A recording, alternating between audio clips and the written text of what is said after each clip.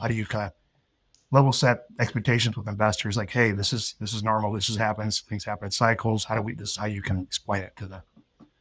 That's a great question. I think it's, it starts with your confidence in what you're doing, which back at the time, our confidence level was, you know, we were relatively new to it. Yeah. So, you can look at all of the back, you can look at all the back testing you want and get as comfortable in your mind as you can that you could have sat through X, Y, and Z.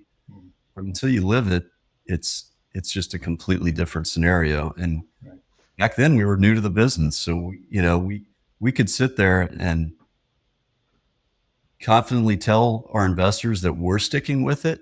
We believe in it. We've looked at all the back data. But I think at the time they could see in our eyes that, hey, these guys are relatively new to it, and most of our investors stuck with us. But this kind of leads to the next part of the story, which is the most difficult part of running a rules-based strategy from a manager's standpoint is actually sticking to it. Mm. And we lived through, and I was the guilty party in this because I was the young guy in the team, and I thought I was smart. And 2012 hits. We're running this really long-term system. Doesn't make many trades. You're in positions for months. I start looking at things that we could be doing differently that could be really impacting performance, and found that taking short positions really hurt. And then also that we were getting into these trends very late, or signaling, seemed like we were getting in late, and that we had all this open equity risk in our positions.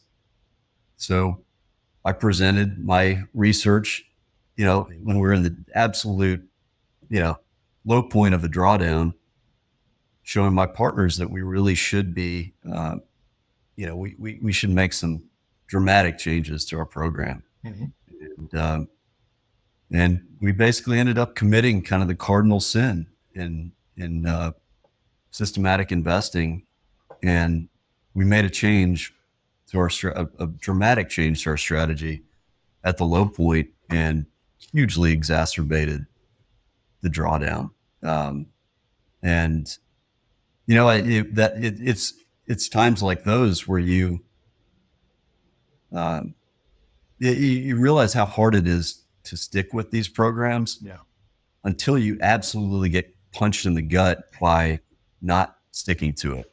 So we learned this, just incredibly painful lesson. And we were, at the time, we were running a much more volatile version of the first fund that we launched. So we hit it,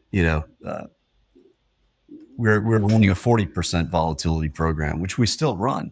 And it just hugely exacerbated the drawdown that we went into. But it was an incredibly valuable lesson we learned early on, that you stick to your rules always. And if you're going to make tweaks, which we don't do, you do it at highs. You do it when things are good.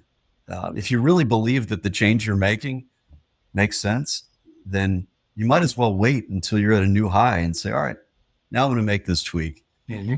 Not doing it from an emotional standpoint. You're doing it because you really believe that this is going to enhance risk-adjusted returns. So I think looking back, you realize what you think is going to be easy because you've got these rules, you've got a great program. I had and it was a great program. Most people can't stick to rules.